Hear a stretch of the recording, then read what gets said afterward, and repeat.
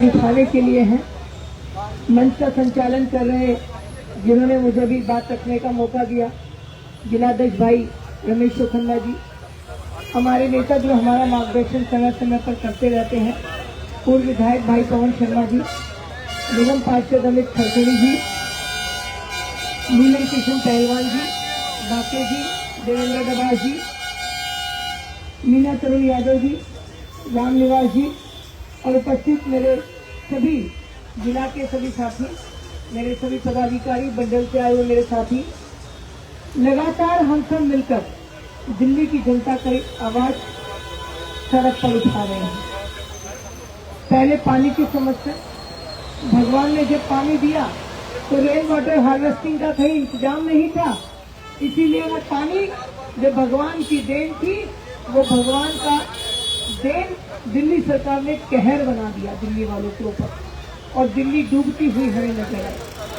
ये समस्याओं से हम निकले भी नहीं थे कि अचानक बिजली के बिल उनको इतना अधिक बढ़ा दिया कि दिल्ली की जनता को समझ में नहीं आ रहा है कि वो बिजली का बिल देख रहे हैं एक महीने का या पूरे साल का उनसे वसूली की जा रही है। ये जो मेरे हाथ में बिल है, इसके अंदर 17,000 का बिल है, जिसमें से 8,847 पीपीएसी के नाम के चार्जेस हैं। ये बिल्कुल सामने लिखा हुआ है। PPAC charges, power purchase adjustment cost, जिसको कि शीला दीक्षित ने लगाया था 2013 में, लेकिन जब 2014 में राष्ट्रपति शासन हुआ, 15 में जब सरकार के जाने के बाद, उस समय हमारे पावर सेक्टर के मिनिस्टर आदरणीय श्री पीयूष गोयल जी थे, उन तक ये बात पहुंची तो उन्होंने कहा कि पावर की जो परचेज है उसकी एडजस्टमेंट, यही तो बिजली कंपनी की समझदारी है।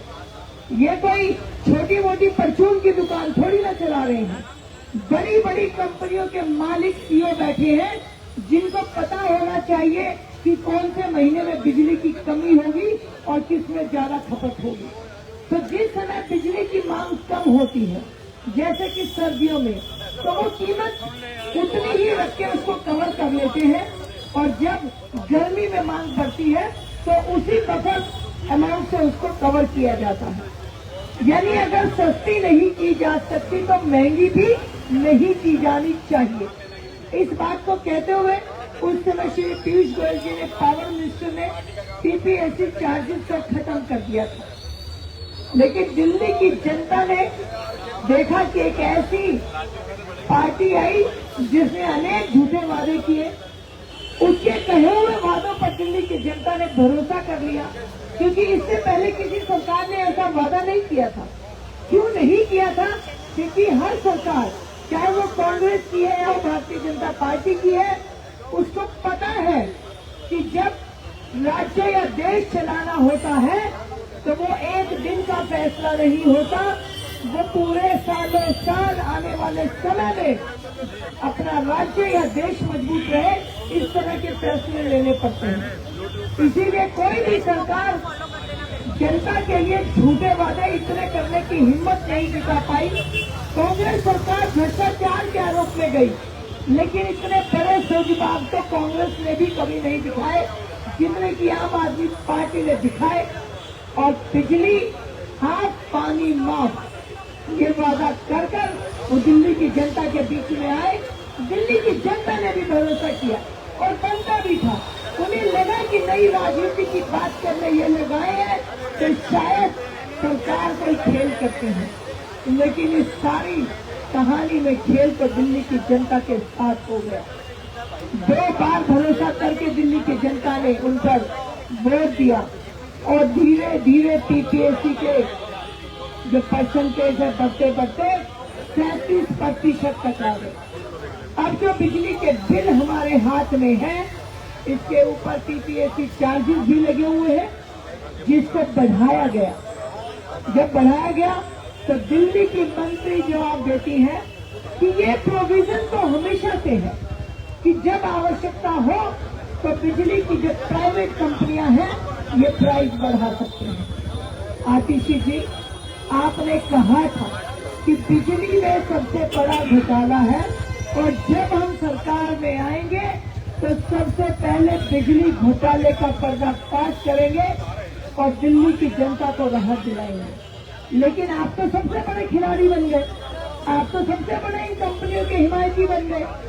आज पीपीएससी के जब रेट बढ़ रहे हैं, आपको धरना प्रदर्शन देना चाहिए। आप खुद उनके वकील बन रहे हैं, आप खुद उनकी एडवोकेसी कर रहे हैं। तो आतिशी जी, दिल्ली की जनता ने आप पर भरोसा किया था, अब वो भरोसा टूट रहा है। और समय समय पर भारतीय जनता पार्टी के ये सभी साथी जो यहाँ पर बैठे हैं, सत्ता में आए या नहीं आए, लेकिन दिल्ली की जनता के हित में हमेशा अपनी आवाज उठाई। और इससे भी बड़ी बात, पेंशन देना किसी भी सरकार का काम होता है, लेकिन पेंशन सेस भी लगा दिया गया और उन कर्मचारियों की पेंशन की रिकवरी भी दिल्ली की जनता से की जा रही है। आज सभी साथी जब रोड पर हैं, अपने साथ सबूत लेकर, मैं अपने मीडिया साथियों से भी कहना चाहूंगी कि इस बिल की कॉपी जरूर लें। अनेक बिलों की कॉपी जो यहाँ पर है जरूर लें, ताकि जनता अपने बिलों को देखे और समझे कि उनके साथ क्या खेल हो रहा है। लगातार जिस तरह से मंत्री जेल में है, मुख्यमंत्री जेल में है, ये सरकार घोटालों की सरकार नहीं, दगाबाज और ठगों की सरकार है। ये बार बार दिल्ली की जनता देख रही है। आज हम सब बिजली दफ्तर नजफगढ़ के सामने हैं, अपनी आवाज उठाने के लिए है।